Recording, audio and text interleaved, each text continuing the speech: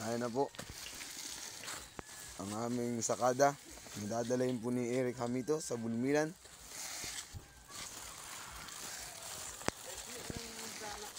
Ayan po. Ayan po, isusundan ko siya. Saan niya po dadalahin. Ayan po si Ninong. Mga pinira po. Ayan po. Sana mapasin niyo po, para po siyang talagang hirap po siya kasi mabigat po talaga yan. Kasi 80 kilos. Pinakang mahina po niya 90, 95 ganyan po. Kung nakapansin niyo, masyadong malapit lang din ang nadadala niya. Ayan po. Kitang-kita naman po. Ayan po, ang babaan sa amin. Ayan. Ayan. Napapansin niyo po ay talagang. Ayan po. Ayan. Kung paano po prosesuhin. Ayan po.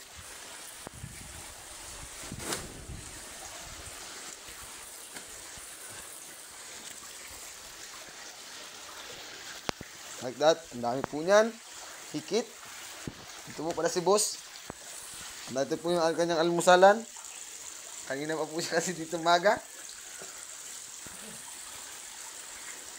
Pansit Canton po yan. Mahina-hina ang almusalan.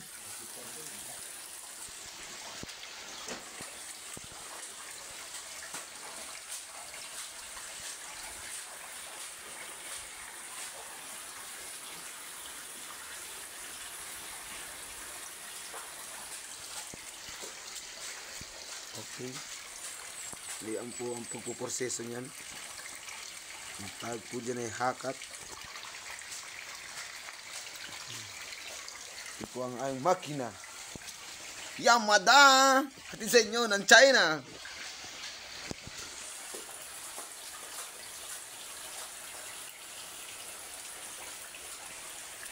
Kung napapansin nyo po, meron po kami ditong alagang baboy. 3 po yan. Tapos dito rin po ay 3. Kung nakapansin nyo po yung baboy dito, invisible po yan, pero malaki na po yan. Ayan po. Makalilikot po sila. Ayan po, tapos 2. Kakatay po si boss ng manok. Alam na yan. Matik na naman ito.